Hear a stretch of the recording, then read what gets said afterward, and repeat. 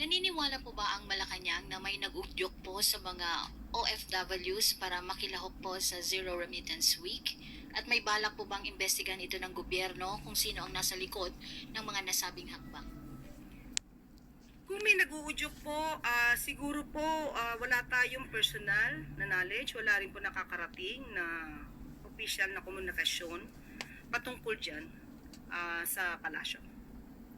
Pero alam naman natin kung paano ba gagalaw ang ibang mga supporter. Pero nung natin po sinagot ang patungkol dito na zero remittance, nakita ko po sa ibang mga comments na yung mga ibang OFWs ay sinabi nilang hindi sila lalahok dahil magugutom ang kanilang pamilya. Maaapektuhan ang pamilya nila kapag sinunod nila ang zero remittance. Kaya nga sabi po natin, mas maganda po sa lahat ng mga OFWs, hindi po tayo kalaban. Magkakakampi po tayo, pare-pareho po tayo mga Filipino. Siguro magmasid lamang sila at iwasan na maniwala sa mga fake news dahil kung sila po ay mauudyukan man mga ganitong klaseng panawagan at pagsagawa ng mga activities laban sa gobyerno, hindi lamang po ang gobyerno ang maapektuhan, kundi mismo ang kanilang pamilya.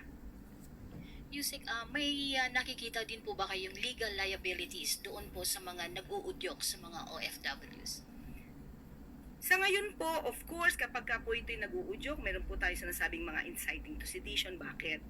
Ito po ay gustong sirain ang pagpapatakbo ng administrasyon. Ito'y makakasira sa ekonomiya ng bansa. Pero as we speak now, wala po tayo nakikita na ating sasampa ng kaso. Wala pa po tayo sa ganyang sitwasyon. Lastly, Yusek, sakali pong gagawin talaga ito ng mga OFWs at hindi magpapadala ng remittance, may hakbang din po ba ang gobyerno gaya ng pag-alis o pagsuspende sa kanilang mga benepisyo na ibinibigay din ng gobyerno? Thank you. Choice po kasi ng OFW kung sila'y magpapadala ng kanilang remittance o hindi. Wala po tayong hahadlangan kung ano man ang kagustuhan nila. Pero muli, tayo ay mananawagan sa mga OFWs, ang gobyerno po ay hindi nyo po kalaban. Kami po ay kakampi, dapat lamang po na magmatsyag at alamin kung ano ang fake news at ano ang katotohanan. Follow-up question from Pia Gutierrez. I would just like to follow up yung economic implications nitong zero remittance protest ng mga OFW. Meron po bang pag-aaral na ang gobyerno kung magkano ang mawawala sa ekonomiya ng bansa and if ever kung meron tayong mga contingency measures? As of the moment, hindi po pa kasi ito pinag-iisipan ng gobyerno. Ang alam po kasi natin, ang OFW ay magkakaroon sila ng sariling pagdidesisyon. Hindi po natin iniisip na madadala sila ng mga ganitong panawagan. Considering nga po na yung pamilya mismo nila maapektuhan.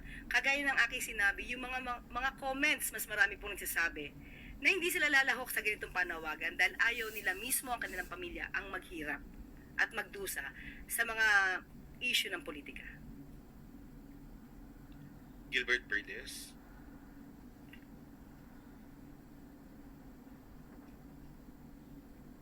Good morning po, Yusek. Tungkol pa rin po doon sa remittance po ng mga OFW. Nagpaalala po si Chief Presidential Legal Counsel Juan Ponce Enrile po sa mga OFW na hindi raw sila nagbabayad o pinagbabayad ng income tax at syempre yung kasama nandoon yung travel tax, airport fees at yung documentary stamp tax.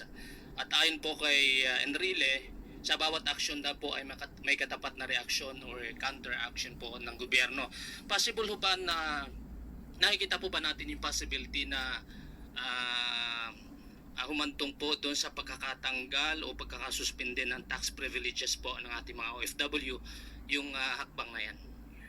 Pinapaalalahanan lang po sila na ni Presidential Chief Legal Counsel na ang gobyerno po ay tumutulong sa OFWs, hindi po kinakalaban ang OFWs. At ipinapakita rin po ni JPE na ano ba ang maaaring makuha nila na ayuda mula sa gobyerno. At hindi po natin sisikilin Sabi nga po natin, hindi po natin sisikilin kung ano man ang maging kagustuhan ng mga OFW kung sila magpapahatid ng kanilang remittance o hindi. Huwag lamang po silang lalabag sa batas. Yun lamang po.